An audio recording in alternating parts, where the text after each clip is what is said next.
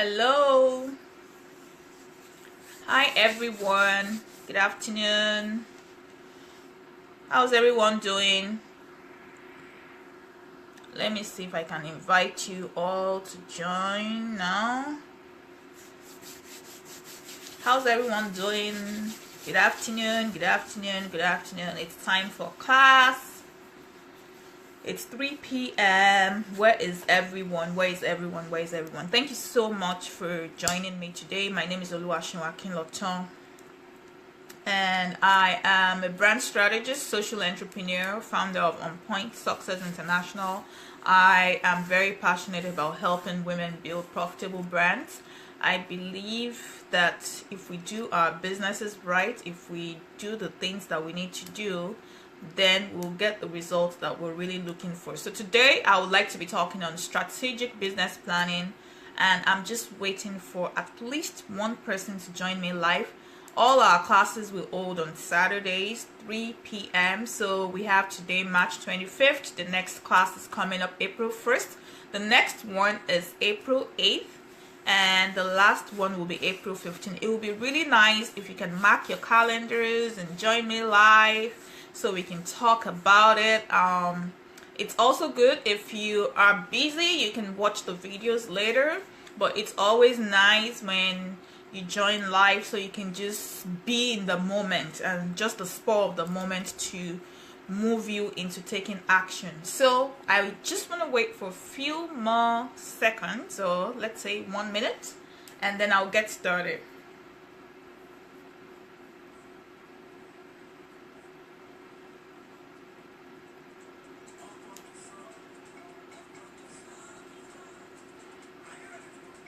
Are you ready?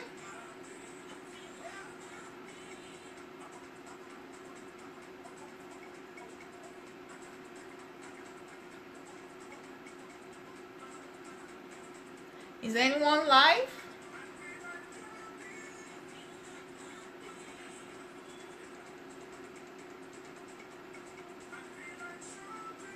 Feel like shouting. Is anyone live?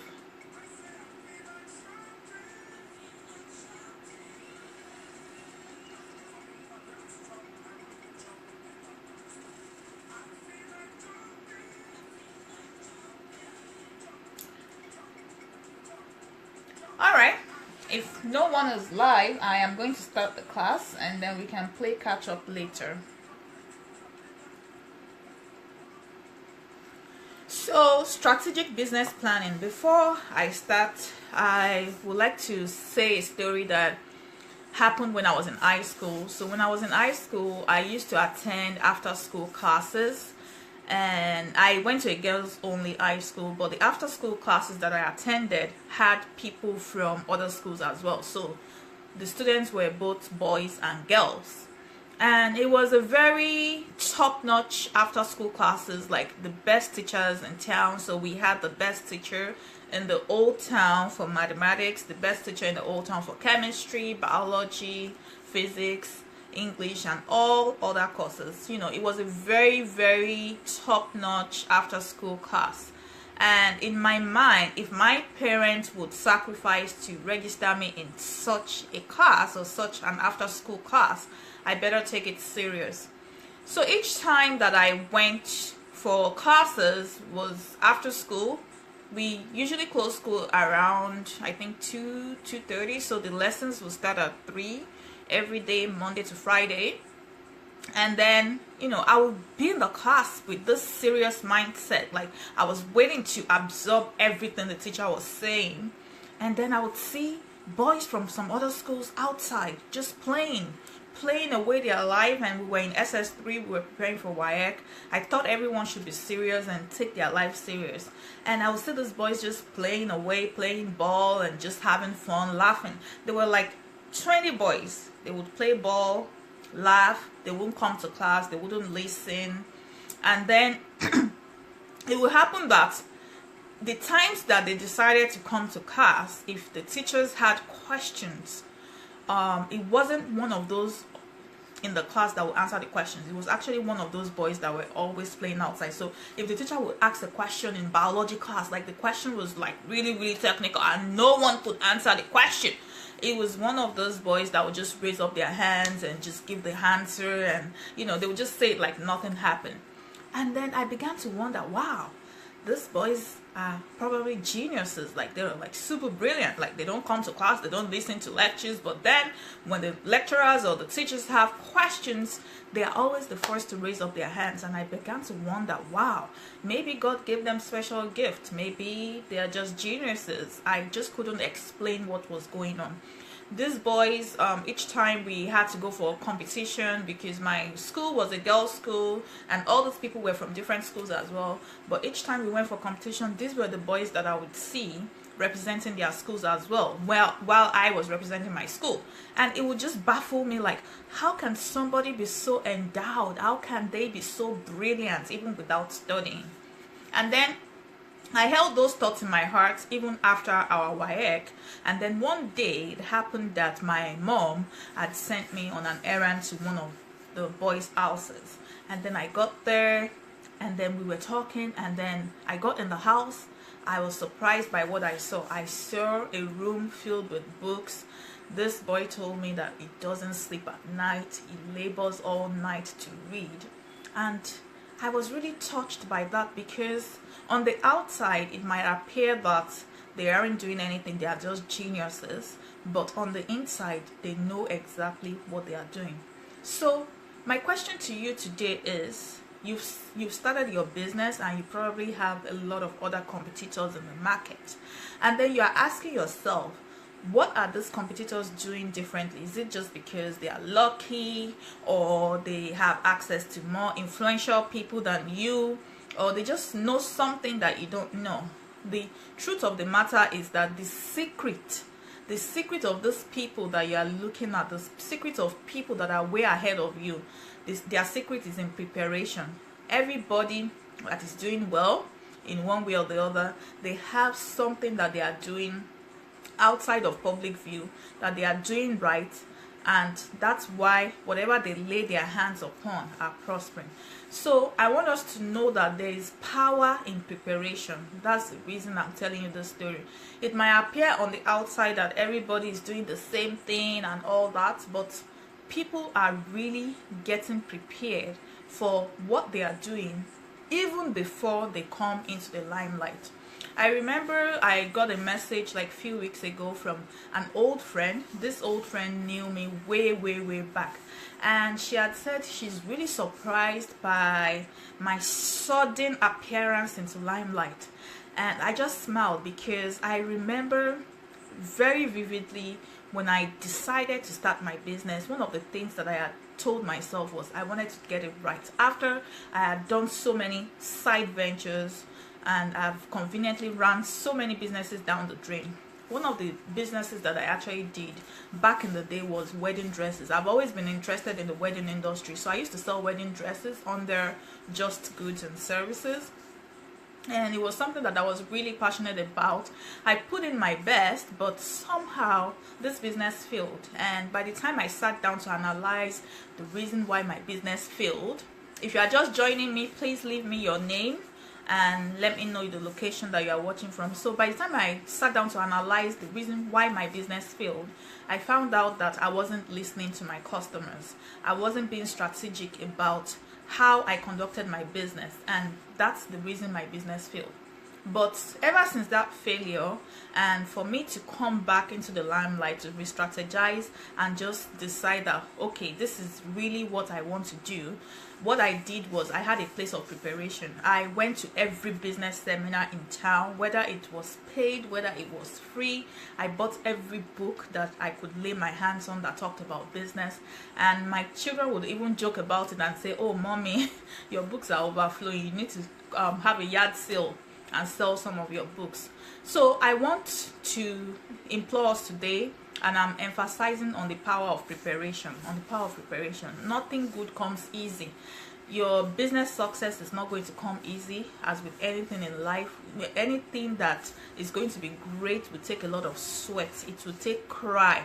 There will be some nights that you will just soak your pillow and you will just be like, I don't even know what to do anymore. But if you are strategic business planning, if you plan your business ahead of time, it definitely helps. It definitely helps. So I want us to talk about strategic business planning. If you are watching me, I know someone is online. If you are watching me, if you can hear my voice, I just don't want to be talking into thin air. Please leave me your name and your location. I'll really appreciate that if you leave me your name and your location. Leave me your name and your location. So as I was saying, I was talking about strategic business planning. As a business owner, you know that one of the greatest tools that has been given to us as business owners in the 21st century is the internet. So my question to you today is, what are you using your time on the internet to do? Are you using it just to kick back, relax, gist, gossip, or you are using the internet to promote your business? Now, there are different types of promotion, and I'm going to walk us through everything that we need to do to make sure that our businesses are in the eyes of the people that we serve. But one critical question that I always ask, and it's very important, sometimes it makes a lot of people feel uncomfortable, but it's critical to your success and you need to answer this question. And this question is, who do you want to sell to? It's easy to say, maybe I'm in the wedding industry, I'm a caterer, I want to cook food for weddings. But what type of weddings do you want to cook food for? Have you really sat down to think about who you want to sell to? Who do you want to provide your service to? Who do you want to sell to? I cannot overemphasize the importance of asking this question. This is the only question. If you can provide an answer to this question, you have solved 70% of your business problem. I'm going to repeat that. If you can answer that question in a very good way, you have solved 70% of your business problem. Who do you want to sell to? In other words, I'm asking you, who are your target audience? Who are the people that need your services? Who are the people that need to buy from you? Please, I don't want you to say everyone needs my services. That is not an answer. It is not an answer. It will not lead you anywhere. Fine. If you say everyone needs your services, you might make occasional sales here and there, but it's not going to be something that will put you in the limelight. And if you are not in the limelight, guess what's going to happen? You're going to be drowned in the marketplace. The world, we have over 7 billion people in the world. Wherever you live, we have millions of people living there, and we have thousands of people probably doing the same thing like you. So if you are not clear, if you are not exactly clear about who you want to sell to, number one thing that will happen is that you'll be confused in your marketing messages. So you don't know who you want to sell to. You don't understand them. You don't even know what appeals to them. You don't know what tickles their fancy. How will you be able to sell to them? So today, I want to walk us through an exercise whereby we'll be able to filter our targets. The people that we are selling to, they are called targets. You know, it's like the marketplace. You go to the marketplace and everyone is shouting, "Come and buy from me, come and buy from me, come and buy from me." And then you have this guy on the one corner, maybe he brings a DJ and is playing a different music compared to what every other person in the marketplace is playing. What do you think will happen? People will gather in front of him and try to listen to him. I personally, I don't listen to Fuji music. I listen to slow music. I love R&Bs, I love rhythms, I love blues. So one day, when I was graduating from college, I remember they were playing different music and I was just sitting down, and all of a sudden, they had several DJs, and all of a sudden one of the DJs started playing Kwam One music. Everybody stood up. If you see the way people ran and they were rushing towards that DJ and they were all dancing and dancing and dancing, and I'm like, wow, this is serious. This is a marketing strategy. If you know what tickles your audience, the people that you are trying to sell to, if you know what will make them to take action, if you know what will make them to dip their hands in their pocket and say, yes, you are the one that I want to give my money. Hi Ajia, thank you for joining. Can you hear me? I want to make sure that I'm not talking into thin here. If you can hear me, if you can hear my voice, please leave me a comment. Thank you for joining me. I see someone else online. It would be really great if you can leave your name so I know who is logged in. I need to keep track of everyone taking this class. So if you are watching me, if you can hear my voice, please, I would really appreciate if you can leave me your name, your location, and tell me if you are hearing me or not. Loud and clear. Thank you, Aja. There's someone else online. I would really appreciate your name. I would appreciate your location, and I would appreciate if you can let me know if you're hearing me loud and clear. So as I was saying, during my college graduation, there was this DJ. People were playing different music, and there was this DJ that just suddenly put Kwamwon music. If you see the way people rushed to that DJ and they were dancing whatever way they wanted to dance, but that's not appealing to me. Thank you so much, Aja. That's not appealing to me, and that's the kind of thing I'm talking about. So you need to know your audience. That DJ probably knew that there were some people in the crowd that loved Kwamwon music, and he wanted people to come to his own side of the table because they had a lot of DJs, a lot of people were playing different music, and it was so noisy, it was confusing, it was chaotic. I didn't even want to be there, but it was my graduation and my parents had come to celebrate with me and my friends and my sisters and all that. So the DJs, it was like a competition. So we had many DJs, and they needed people, they needed the crowd to come to their own side of the party, and this particular DJ just put in this Kwamwon music and everybody rushed there. That is called attraction marketing, and that's the type of marketing I want to introduce to each and every one of us watching, each and every one of us being a part of this class. Attraction marketing. So to do attraction marketing, to make people come to you, there are some steps that you have to take. And like I said, the first step that you have to do, or you have to take, is define who you want to sell to. So I am going to ask you, there's someone else watching. I don't know if you're hearing me. Please leave me your message so I can engage you. This is an interactive class. It's not a one-way class. I want to engage everyone on the line to make sure that we are maximizing this opportunity. I want to engage everyone on the line. So as I was saying, Ajia, since you are the only one I know presently, I am going to be talking to you back and forth. I hope you can hear me really well. I was asking that who are your target audience? So you make a list of your target audience. We're going to do this exercise together, and then after this session you can also sit down and take a look at it very, very well. So there are different ways that we can actually pinpoint our target audience. I'm going to be using Ajia as an example since she's the only one communicating with me right now. So Ajia, what do you do, ma'am? What are you selling? What are you selling? Tell me what you're selling. Tell me what your business is, and let's talk about it. Tell me what your business is. Ajia, can you hear me? Can you hear me? Let me check my computer here. Ajia, what are you selling?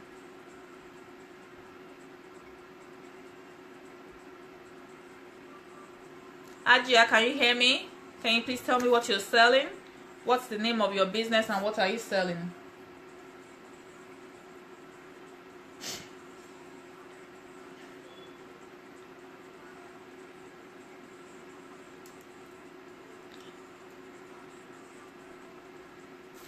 Alright, Ajia, are you still on?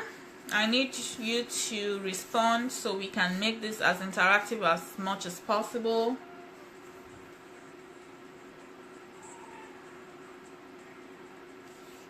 Ajia, are you there?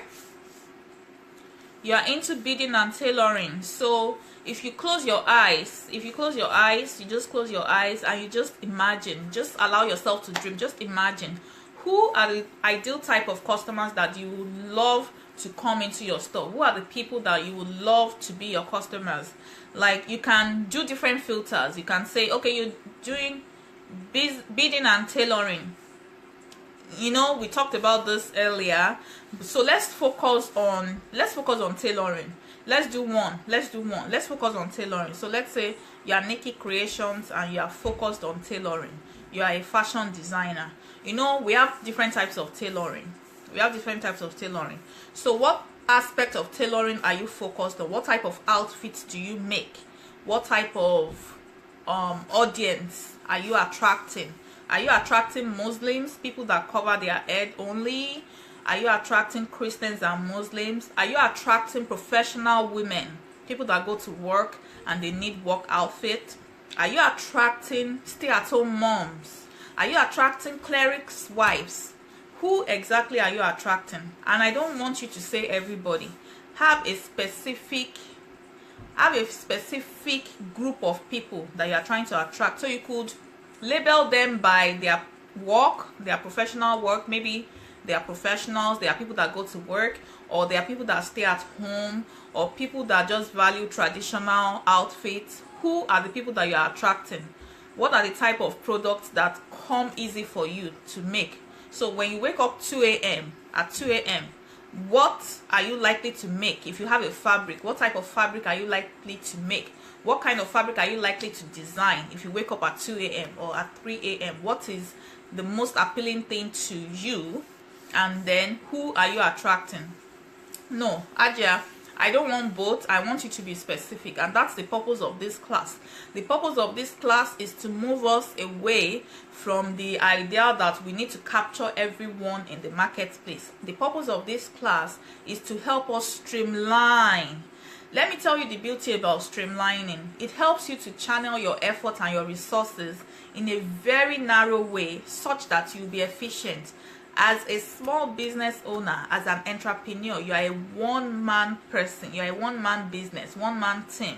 So now you are the marketer, you are the sales representative, you are the accountant, you are the customer service representative. You have a lot of roles that you play as a business owner, and you'll be stretching yourself too thin if you're serving a huge portion of the population.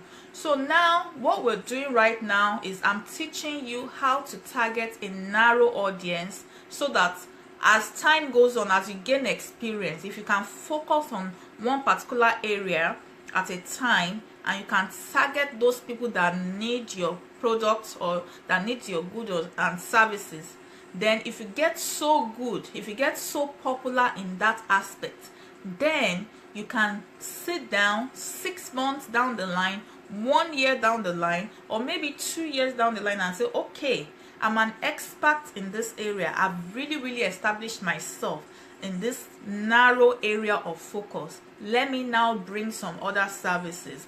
Let me now add this. Okay, I can now do this. I can now do this. But in the event that you try to do everything at once, that's when you get overwhelmed. That's when your marketing messages, your messages that you put out online to attract people to you, it gets too broad. So people will feel like you are playing music, but you are not speaking to me. You are playing music. For example, there are some parties I don't attend. It's not a matter of pride, but when I see the invitation, I know that this is not a place that I want to be, even though I was invited to come to that party. And think of yourself as having a party, and you are sending out invitations to people to come to your party. Your party is now your business. Some people will not be attracted to you just because you are not speaking their language. You are not appealing to them. So that's why it's very important to know your audience. It's very important to define the ideal type of person that you want to bring into your business. Once you are able to define that, then you can now say, okay, these are the ideal type of people that I want. You can now craft your messages. It's not about marketing messages is not about going online and just posting stuff. If you have followed me closely enough, you know that I use a lot of stories in my post, and there's a reason for that, because I play to the emotions of people. You love free-flowing gown, okay? That's fine. It's okay to love free-flowing gowns. So who are the type of people that wear free-flowing gowns? Define the type of people that wear free-flowing gowns that you think they also love free-flowing gowns. Are they people that go to work? Can you wear a free-flowing gown to work? Are they people that stay home? Are they professionals? Are they business people like you? so you can know how to market to them. That's why I'm asking this question. Someone else is online, please, I'm asking again, if you are online, if you can hear me, leave your name. I want to know who is watching. It will not help you if you stay anonymous. It will not be of benefit to you. You are not going to gain as much, because then I can't use you as an example. But if you let me know who you are, if you leave me your name, just type it in the comment box, please. It will be really easy for me to engage you and for me to be of help to you. But being silent and staying behind the scenes will not help. So Aja, like I was saying, you need to define that free-flowing gown. You need to define who are the people that wear free-flowing gown, and that's how I can help you to guide you and move you in the right direction to craft your marketing messages. Now, as a business owner, because you are a one-man person, you are a one-man business, you know you have to be the marketer for your business, and there's a way to market. The way to market is to understand the language. If you are just joining us, if you are just joining me, please leave me your name and where you are watching from so I can engage you. This class is meant to provide help to everyone that registered. If you don't leave me your name, there is no way I can give you specific help in your industry. Please leave me your name, and the time to leave me your name is now that I'm having the class live, so I can answer your questions live, and then you can be able to do your own work with confidence.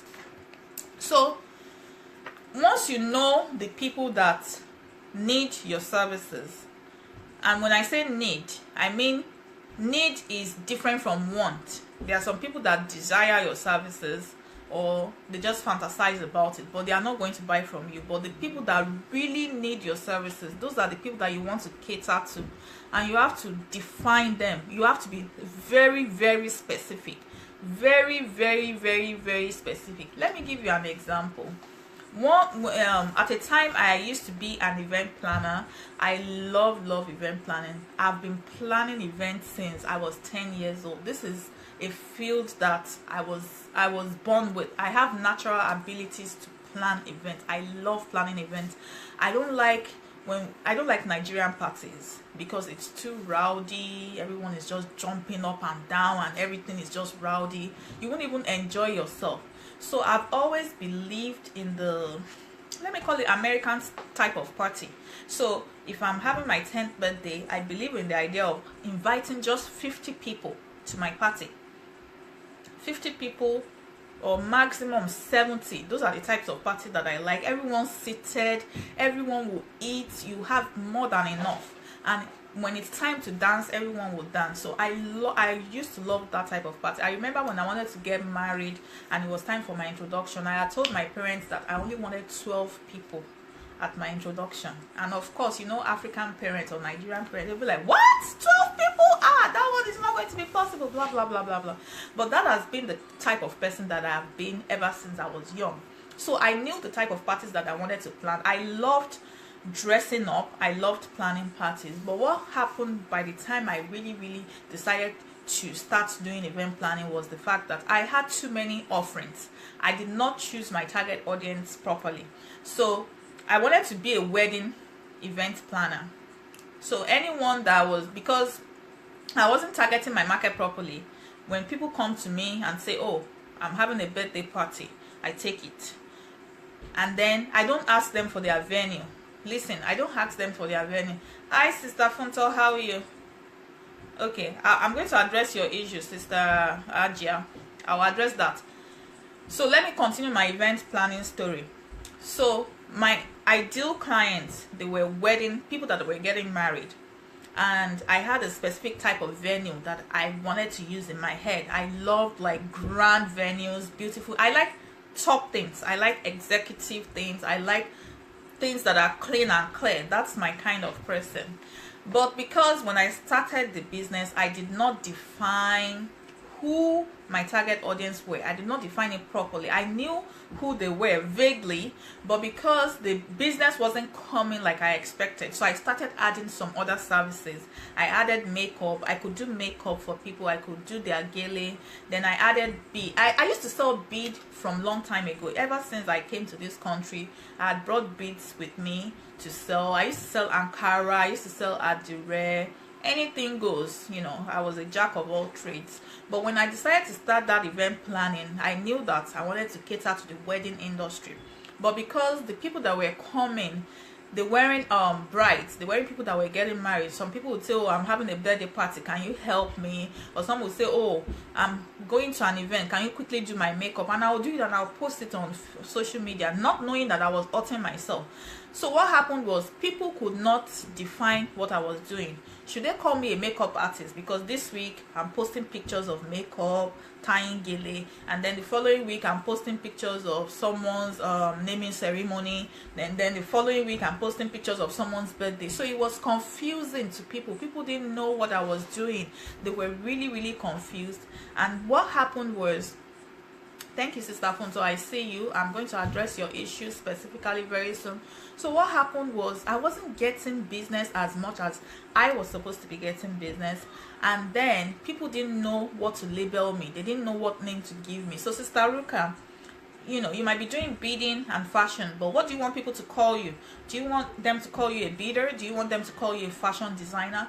Because it's confusing to people. And what will happen is, when they really need a bidder, when someone needs a bidder, the first thing that will come to their head, because people want to get the most value for their money.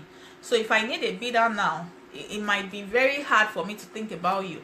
I would think of a real bidder first, someone that really focuses on beads, and they will get any color from me. If I say Jack Robinson, I need wine, golden wine, they will be able to produce it, because that's their area of expertise. That's what they focus on. All they do every day, all year round is beads.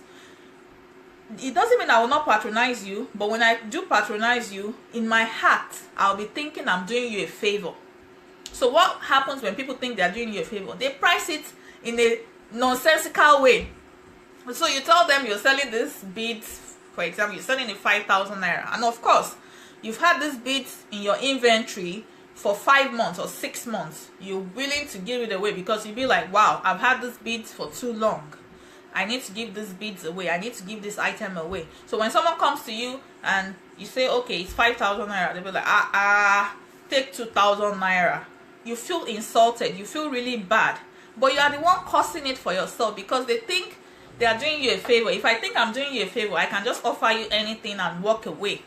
All right? So if you don't want people to think they are doing you a favor, you need to specialize. You need to be an expert at something. You need to be able to clearly define what you do, because another detriment to that is if you are combining beading and fashion. Listen to this. Every day new trends come out in both industries. So if I decide to be a beader and I focus squarely on beading, and you have beading and fashion, so we both have 24 hours in a day, right? I focus squarely on beading, so I go to different websites, I see the new trends online, I quickly make them. But you are focusing on beading and you are also focusing on fashion at the same time. Before you catch up with the fashion industry, by the time you run to the beading, I'm way ahead of you. I'm way ahead of you, and people will see me more because my messages will be more targeted than you. So I hope you're understanding my point now. I hope you're really understanding my point. So if you don't have a target, it doesn't matter the industry you are, you need to have a target. You need to have specific group of people that you are targeting. If you are just joining us, please leave me your name and your location. I want to know where everyone is watching from, and tell me the name of your business as well. So Sister Funto, you are into interior decorating. Who are the ideal type of customers that you are targeting? I know that you sell wallpapers. Wallpapers, are this for industries? Are this for families? Are this for bachelors? Are this for women only? Are this for students, hostels? Maybe people that are in college. Who exactly are you targeting? if you don't know who you are targeting, if you don't clearly define what's their income, are these wallpapers affordable? Okay, is someone that make 20,000 naira in a month, can they afford your wallpaper? So you need to know exactly. So I'm going to give us, I hope we have our journals. Homeowners. What do you mean by homeowners? People that have their own homes, right? Do you mean, okay, so homeowners, are you targeting older people, maybe people from their 50s upwards, that all their children have left the house, or you are targeting new couples, you know? And then you have to consider their income. Who are the people that can afford these services? So we have different filters. You can filter people by their industry, or okay, where is their location? Where are they based? Are they based in Lagos? Are they based in Ibadan? Are they based in Abuja? If you are serving the whole country, that's okay to serve the whole country, but then you have to factor in shipping costs, logistics. So if you decide to ship wallpaper from Lagos to Ibadan, what guarantee are you going to give your customer? How do you make up for loss of goods and lost time? How do you make up for loss? So these are the things that young people from 25 to 50. Okay, so will this be busy professionals? So why should they come to buy the wallpaper from you? Have you thought about the reason why they should buy from you? Is it just because it's affordable? Why should I trust you online? Those things, those are questions that you need to ask and answer yourself, so that when people come to you and they give you all those, and they ask you all those questions, you have a ready-made answers.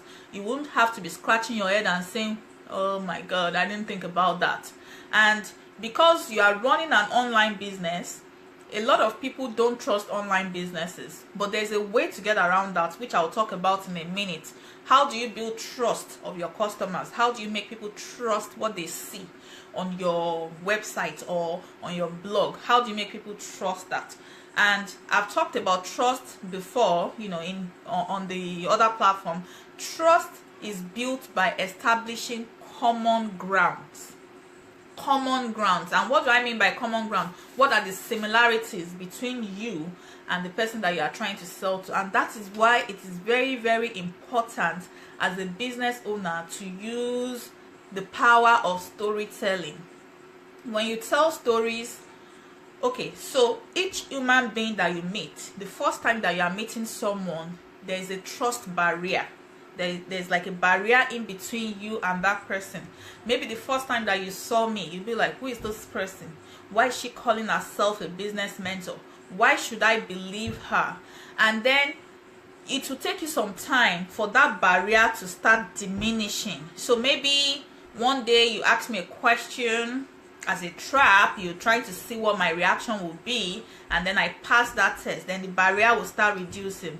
Or maybe someone validates me and say, hey, I know her, we grew up together, or we did a business transaction together and it was very successful. She's a person of integrity, and that barrier will start dropping gradually. That is why it is important to tell stories as business owners. I'm still going to talk about content marketing in I think the third week we'll be talking about content marketing.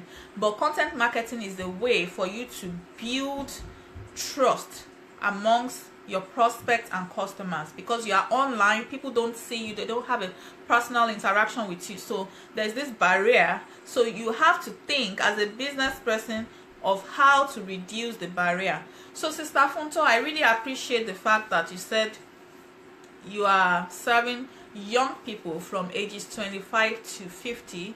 I also want you to filter them by location. Where are these people?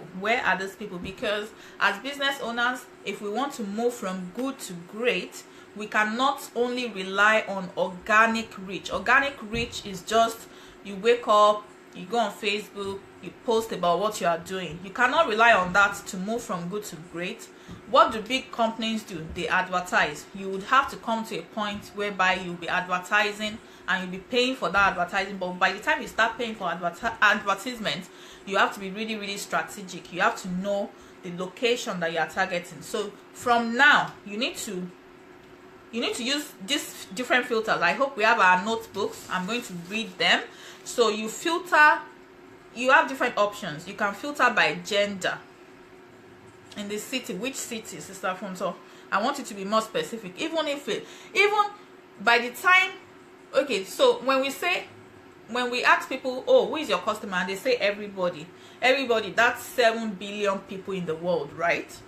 Now you start reducing them using the filters.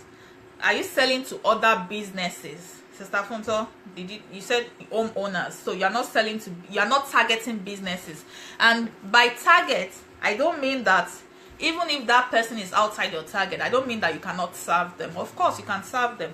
Even if you are targeting homeowners and then a business owner approaches you to say that I need your product, all well and good, and you have what they need, you can serve them. But to help your marketing messages, to help people to remember you, to stick in the mind, we are talking about attraction marketing, to stick in the minds of your audience, you have to know exactly what it is that you're doing.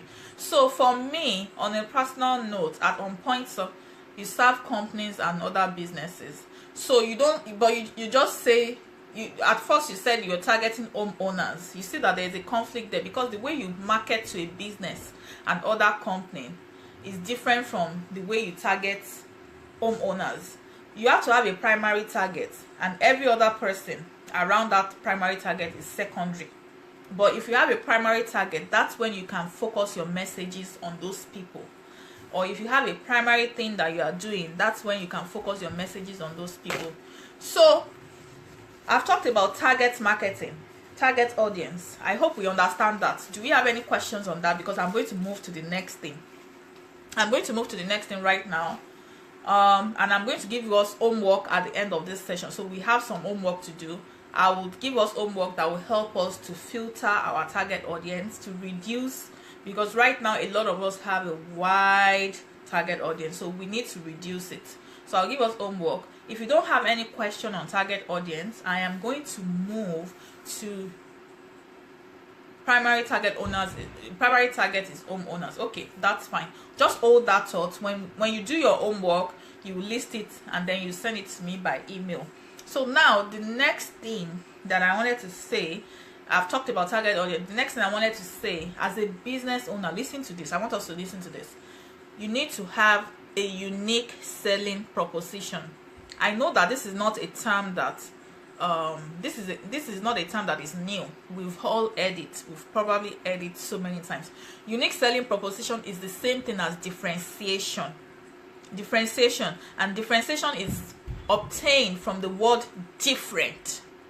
So that means that you have a table filled with oranges, and all the oranges are yellow, and then you suddenly spot one orange that is green out of all the yellow oranges. That's unique. Unique is something that stands out. Simple. It is not many things that stand out. Network is so bad. I'm so sorry about that, ma'am. I'm so sorry about that. But the video will be on this platform so that you can watch it later, maybe at night when the network is better. Thank you, ma'am, for joining. It would be really nice if you can leave us the name of your city and the name of your business. So as I was saying, unique selling proposition. This is very, very important, and this is not a step that you can skip. So unique selling proposition is just basically for you to answer that question. What is different about me and my business? Remember, there's no business that you are doing right now that somebody else is not doing as well. We have a lot of people doing the same thing. Can you imagine how many people that we have online that are into interior designing? Can you even count? You cannot count. How many people are in your target area? Okay, so you are targeting people in Lagos. Maybe people in Lagos are your primary audience. They are where they are. You know how many interior designers are in Lagos and how much marketing they are doing on a daily basis to attract the same customers that you are trying to get. So if there's nothing different about you, you are basically telling the prospect or the customer that, well, I have options. I can buy from this other person. So number one question that we need to ask, I'm going to talk about customer service. That's what we'll talk about in week 4. how to keep customers coming back. This is one thing that is personal to me as a business person. Ever since I started On Point Success, the first person that patronized me is Sister Rhoda. She's still with me till date. The first person that ever patronized me, that ever believed in my brand, is still with me to date. And it's not because it's not necessarily because I'm the best in the market, but I've shown some values over time. I've had some values over time that resonate with her, and I can tell that story for a lot of my clients as well. And I always say, whenever I have my mentoring session, your goal should be customer retention and customer attraction. So look at your current list of customers. Do you have a lot of customers coming back? If a lot of your customers are just one-time customers, depending on your industry, maybe if you are into weddings, you have, someone cannot be doing wedding every year. So maybe if they do their wedding this year, they are not coming back. But how are they referring other people to you? Are they talking about you to other people? Are you getting more customers based on the other customers that you have served? If you are not getting customers based on the other people that you have served, then there's something wrong with your customer service. There's something wrong with the way you do business. You need to reassess yourself. You need to sit down and say, what am I doing wrong, and try to fix it. So I'm going to teach us how to go about that. So let me go back to the unique selling proposition. Unique selling proposition is basically saying that what sets me apart, and I'm going to tell you what I decided for my own business, and I want you to think about it for your own business as well. Remember, I've talked about clarity.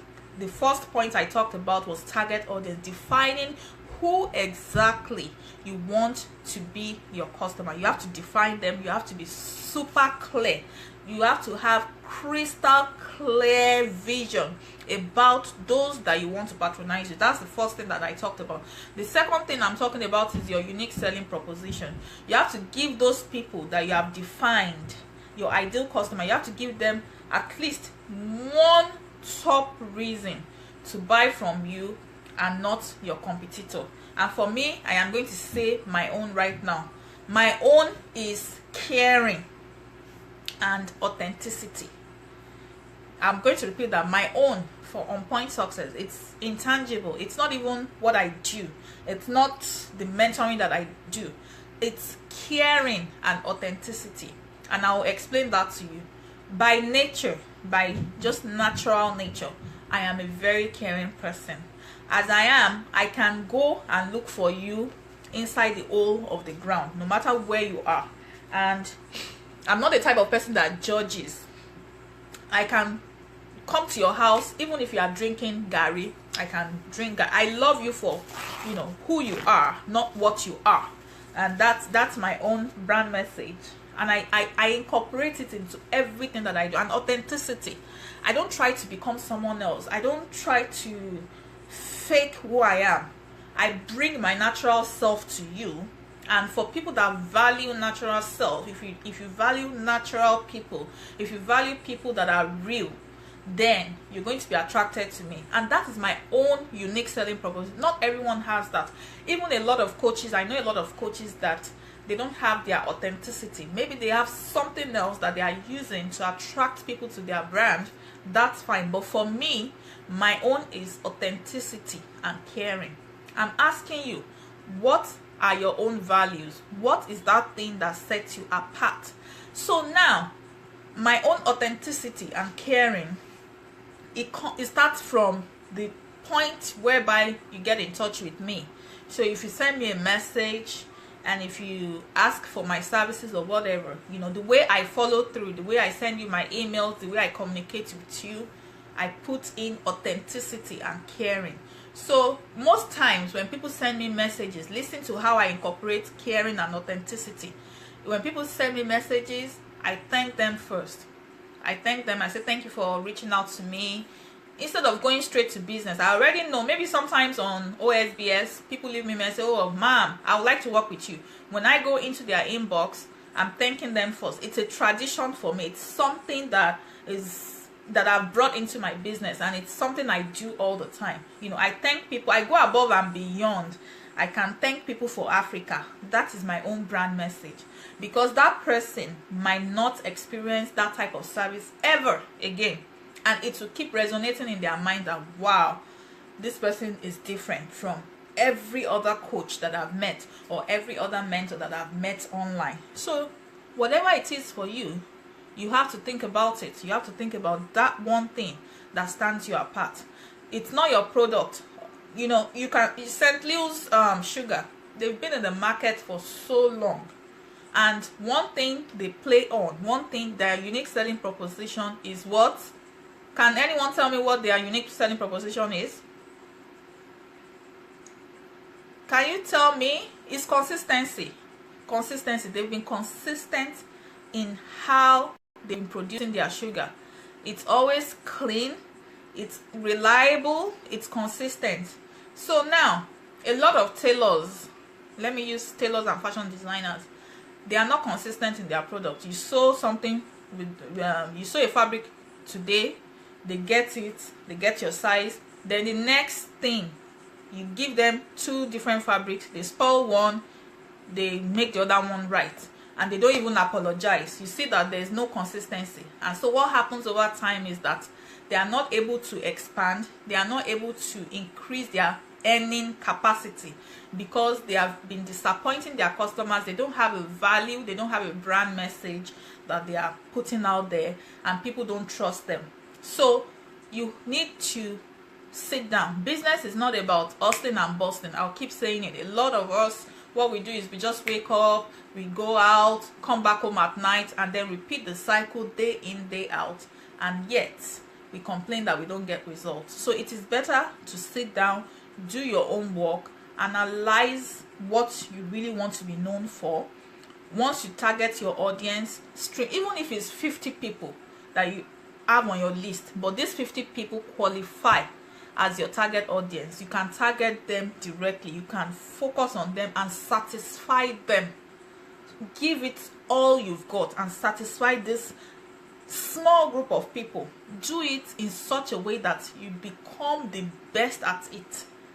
Then you can start thinking of other things, but trying to put so many things in the fire at the same time, it just doesn't. I've tried it before, and when I tell people, it really, it hurts me sometimes, because people don't understand this thing, and I'm trying to explain, and I'm saying this is the way. If you want your brand to catch fire, you want everybody to be talking about Funtos decor and interiors, you need to focus. You need to choose your target audience, because those target audience, when you can serve their needs, they will be your ambassadors, and they will just be singing your name all over.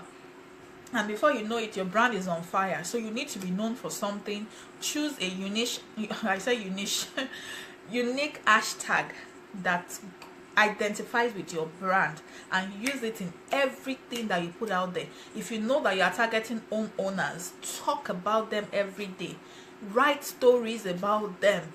If someone contacts you, write a story. Oh, I got a call today from someone, we talked about their wall decor, I gave her some ideas. Talk about, that's how to engage people. Remember, I said that when you go to the market, everyone is making noise. It's either your noise is the loudest.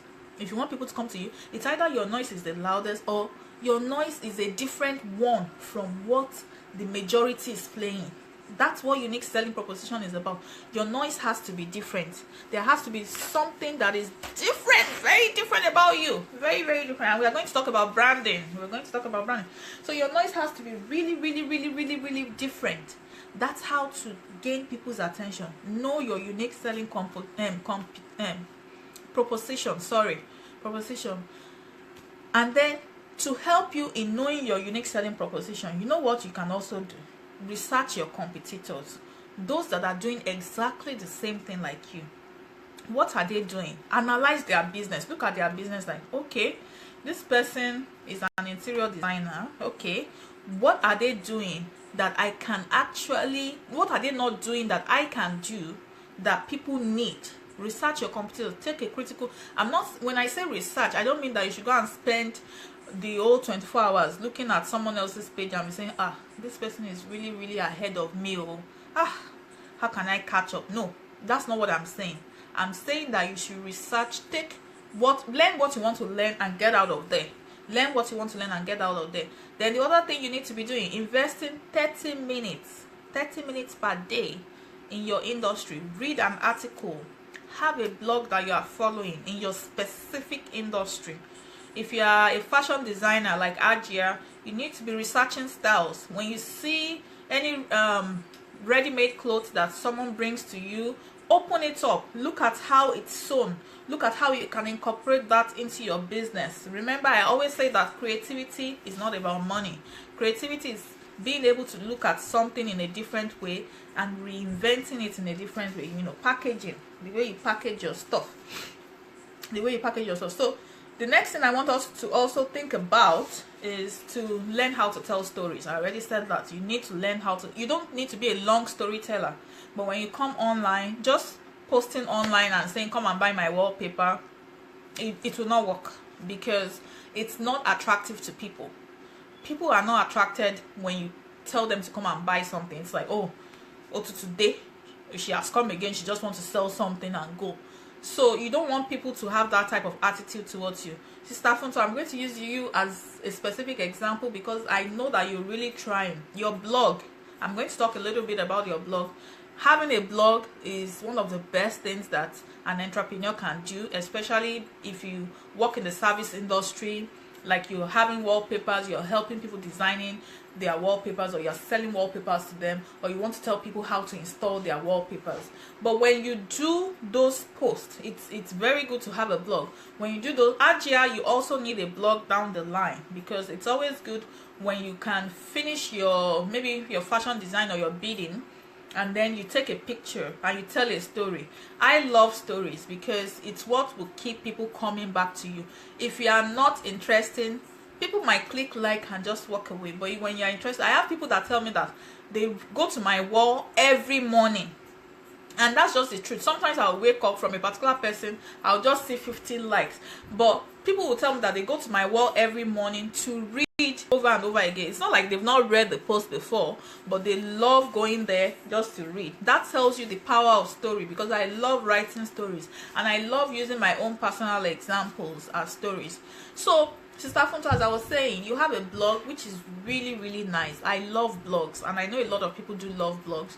But to increase the number of people that are visiting your blogs, you have to follow these core steps.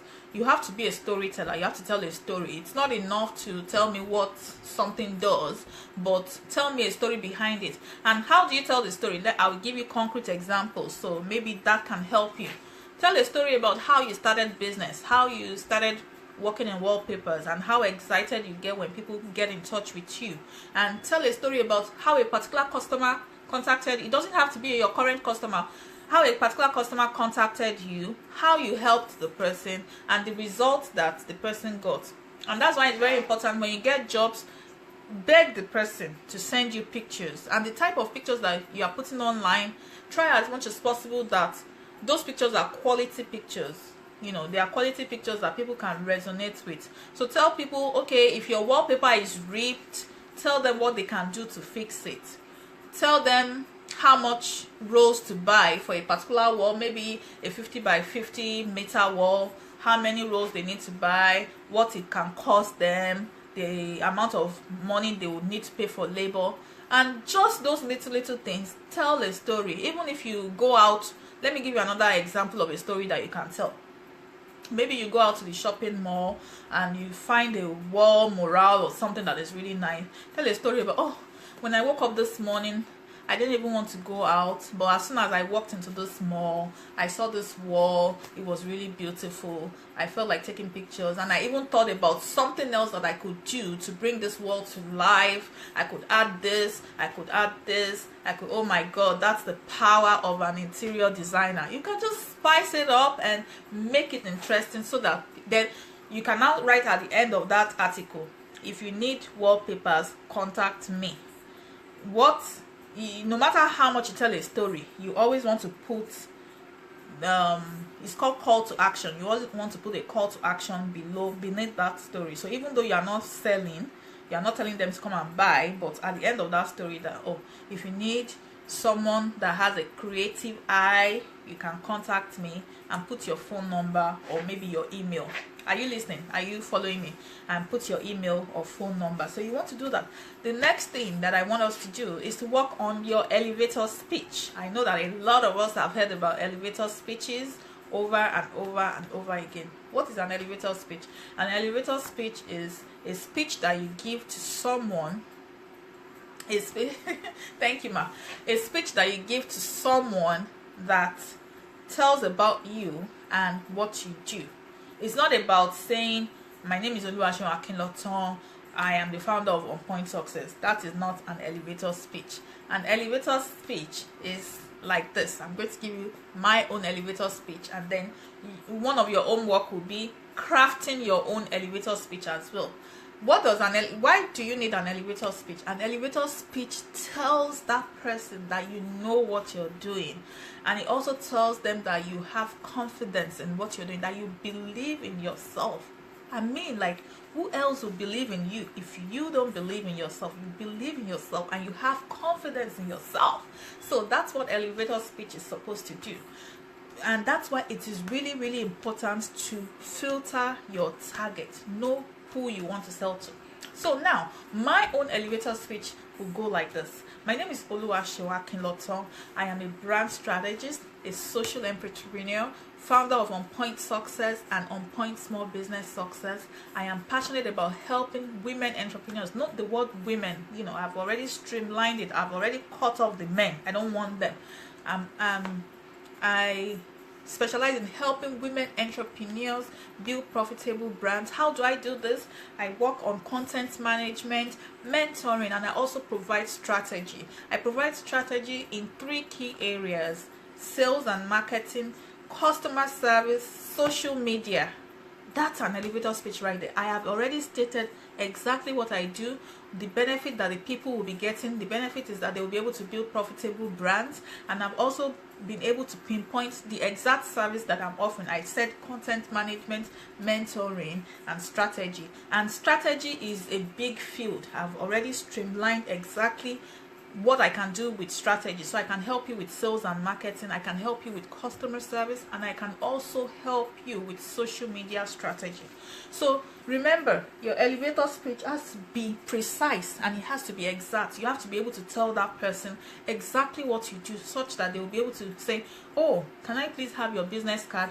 And then of course, I already trained you. Take your business card everywhere. Even if you're going down the street to buy bread, you're going to buy milk, you're just going to see your friend, put your business card with you. I have my business card right behind my phone right there. So anyone asking for my business card, I give it out with confidence. That confidence and that swag that you have, because you know that you have already prepared. That's what I'm talking about. So know your elevator speech. Be able to talk about your business with confidence anywhere that you find yourself. On the plane. Can you imagine? The last time I was coming to Nigeria, I actually met someone on my layover in Germany. And the person walked up to me and said, oh, you look like someone I know. And that person lives in London. And that was how the conversation started. And the person said, oh, what do you do? I basically said what I do. I spoke about On Point Success. I spoke about On Point Small Business Success. And he goes like, wow. Can I have your card? I brought out my card with confidence. And he's like, oh, I really want to support what you do. I love what you do. And guess what? He gave me $20 to support what I do. $20. It's small, but I really appreciated it. And I said, thank you so much. I was excited. I showed my enthusiasm. I said I was excited. And I said, thank you. So when you don't know when you will meet people. You don't know who you will come across. You have to know exactly what you do and be able to tell that person, this is exactly what I do, these are the benefits that I offer. So if the person have questions, they can contact you or refer someone else to you.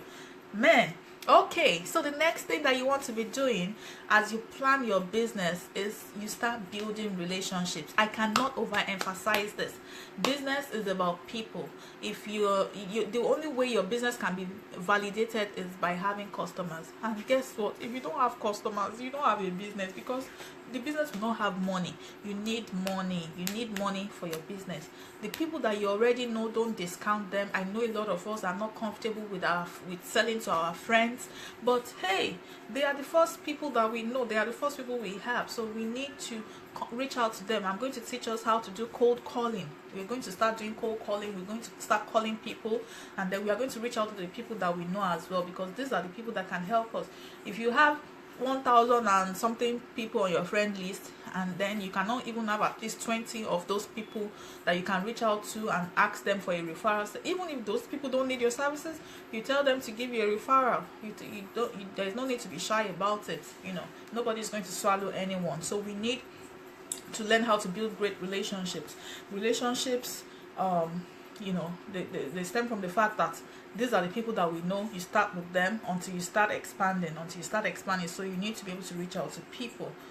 One thing I wanted to talk about when we're talking about strategic business planning is structure. I don't want the word structure to scare you, but the time that you can build structure is when you are small, when you're a small business owner. That's when you can build structure. So when I mean structure, let's say in the future you're thinking of having a big corporation, or maybe you just want to remain a small business, but at least at some point you will have to hire people if this is really something that you are working towards. Some people, we all have businesses for different reasons. Some people are in business just because they want to pass time, or they just want to be exchanging hands. But I'm believing God, and I'm believing you people that are on here today, that your business is not just a pastime. Your business is so that you can establish something great, so that you can leave a legacy. What shall it profit a man if you can gain the whole world and have nothing? You need a legacy. You need to leave something behind. So if your business is something that you want to leave something behind, please start building structure when you're small. If you want to hire a receptionist or a customer service representative in the future, start writing it down. Customer service representative, what are the ideal qualities of that customer service representative? What are the things that you want that person to do? List it down. If you want to hire someone that helps with your clothing, whatever it is, list it down. List those qualities down, so that when you find that person, you can be able to transfer that, whatever you have listed down. Okay, if I have people that help me a lot, recently I was even looking for a social media intern. I have a list of job description for the person that I want the person to do. It doesn't take much, and if I keep that, and then I have another position, okay, country manager or Lagos coordinator, Abuja coordinator, I have a description for them.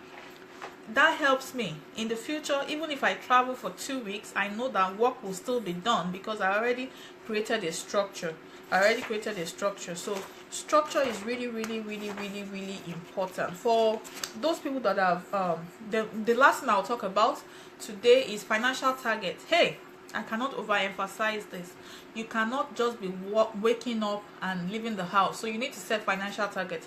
A lot of you will say, oh, on point, I don't have customers. I know you don't have customers, but the only way you get the drive to go after people is when you have a financial target. So let's say you set a financial target, profit or sales. Let's say profit. Yeah, sales is different from profit. We're going to talk about that. If you set a financial target, okay, you want to make sales of 500,000 naira per month, and then if you make a sale of 500,000 naira per month, maybe the cost price and all your expenses, your overhead expenses and all that, blah blah blah blah blah blah, maybe it runs to 400,000. Maybe 100,000 is the profit that you eventually make, but you need to set that target. When you set the target, you set a target of 500,000, right? That's the amount of sales that you want to make in 1 month. It's an example. Yours can be more than that, or yours can be less, whatever works for you. So the next thing you should do, definitely once you set that target, is to now break it down. Okay, how many customers do I need to achieve this amount of sales? If the answer is 50 customers, you break it down. 50 customers in a month, that's all I need to attain this target that I have set for myself. Okay, so how many customers can you realistically get in a week? We divide 50 by 4. We have 12 and a half. So let's say an average in a week, you should be getting 13 customers. So your Monday to Friday, what are you going to do about it? If you want to get 13 customers a week, the minimum amount of customers you should be contacting is 65. At least you need to multiply that by 5, because not everyone you contact would respond. You start from your list, your Facebook friend list. Go through that list, look at their names, look at what they do, how many people can actually afford my services here. If you know exactly who can afford your services, send them a message. Introduce yourself as always. Or if you don't need to introduce yourself, it's someone that you already know, you can say, hi, for me, I just wanted to let you know that I sell wallpapers. If you know anyone that needs wallpapers, I can get it installed for them within 3 days. I offer the best prices in town. I'm looking forward to hearing from you. If you don't need my services, or you know someone that needs my services, please be sure to pass them along to me. Simple. That's it. And if you do that on Facebook, if you do it by text message, on WhatsApp, my sister, I'm telling you, believe me, you come back and give me testimony. So that's what I want to say about that. So you set a financial target that will help you to be able to know how to reach out to people. Let your messages be consistent. Your marketing messages, they have to be consistent. We're still going to talk about sales and marketing in another class. If you have any question right now, please ask. But your homework for today your homework for today is, I want you to define who your target audience are, who you are going to be targeting. Please use different filters. You can define, for me, I offer business owners services, and I already streamlined it. I said women entrepreneurs, so I've already cut out the men. So who are the type of women entrepreneur? I'm targeting startups, people that have their business. Those are my main target. It's not like I can't serve those that have had their businesses for longer, but my main target are 0 to 2 years. The startups, I love startups because I have a strategy. If I had most businesses that we have out there, if I knew them before they started their business and they came to me, I'll be able to give them a unique strategy that will help them from launch, from the time that they are starting to prepare to launch the business up to the point that they launch the business, and give them tips and ideas on how to keep the business moving. So that's my area of expertise. And then I also help people relaunch their business. So if you've been in business 10 years, you've been in business 20 years, but you want to relaunch your business online, you want to create an awareness, you want to gain visibility, you want to amplify your message so that more people will know about it, yes, that's my area of expertise. And those are the filters that you want to use. So you want to be able to define exactly those that you are helping, so that you'll be able to know how to reach out to them. So I want you, homework, research more about target audiences or target markets. Define who your target market are. Cut out any extra services. The most you should be doing when you should be focused at least on one industry. Ajia, I'm not sure if you are still online. I would love if you could choose between fashion and bidding. Whatever you choose, I'm not saying that you should forget the other one, but focus on one first. Build it first. Let people know you as an expert in something. Create a unique, I keep saying unique, oh Lord help me, create a unique hashtag that people will identify with your brand. Know your elevator speech. Please write down your elevator speech, put thought to it. Your elevator speech should mention the name of your business and the services or the benefits that people can actually gain from your business. I need before next week, you should be able to come up with 20 names of people that need your services, and it would be really nice if you can reach out to some of them. But I need 20 names from each person. I need you to define exactly the people that you are targeting, and then I need you to work on your elevator speech and your financial target as well.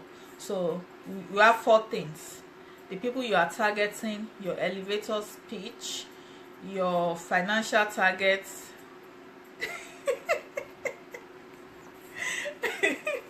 Sister Fonto, please don't kill me. No, I've already warned you guys. This is not a joking stuff, like they say. This is a serious matter. So by fire by force, our businesses are moving forward. This is a serious matter. Define your brand values. What you want to be known for in your business. If it's beauty, make sure your products are beautiful. Your graphic is beautiful, your logo is beautiful, everything is beautiful. If you want people to say wow, just go to that lady you will feel beautiful. Yeah, whatever you want to be known for, you need to start projecting it. That's branding, and that's the impression that people would have in their heart about you. If you have any questions, please leave me a comment. I want to answer your questions. Thank you so much for joining me today. Business planning is very, very important. Don't take it for granted. If you can define who you are targeting, then we can work on your marketing messages, and we can make sure that you are striking the right chord in the right people. But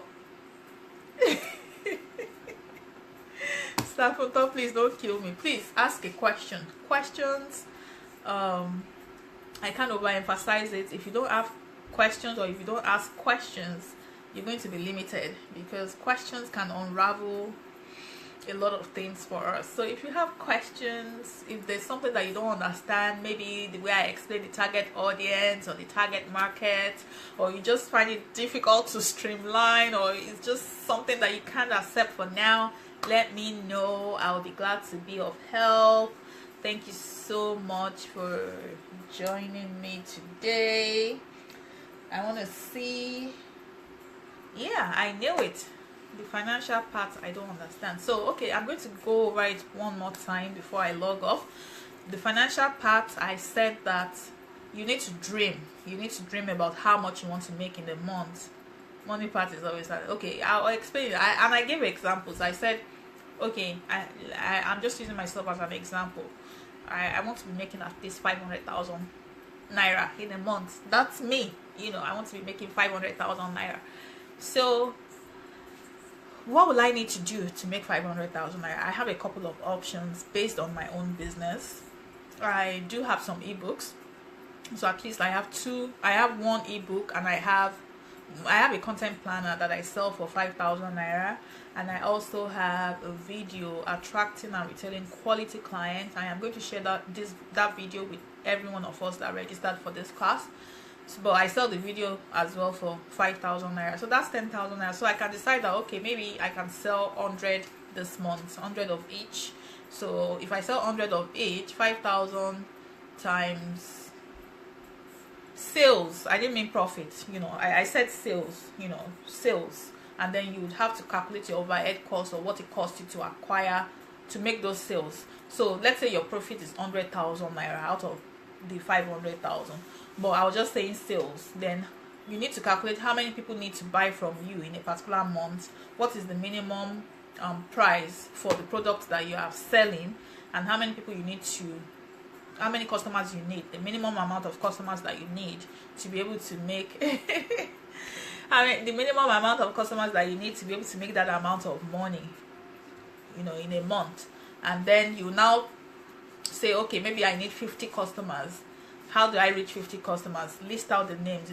It's called Storm Starter Strategy. List out the names of people that can patronize you, but they have not yet patronized you, or maybe your old customers, and begin to reach out to them. That's what I meant by that. But if you don't have a target, if you don't have anything that you are working towards, then the excitement will not be there to reach out to people.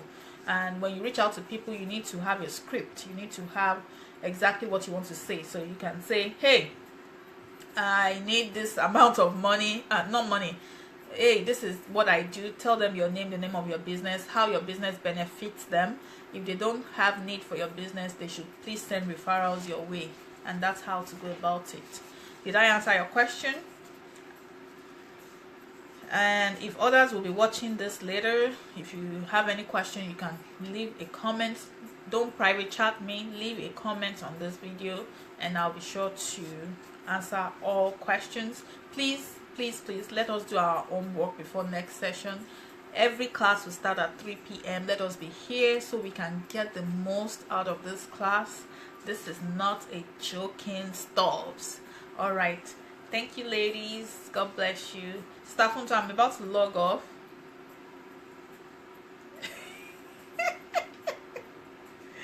I'm about to log off. All right, I would continue the chat later. Thank you.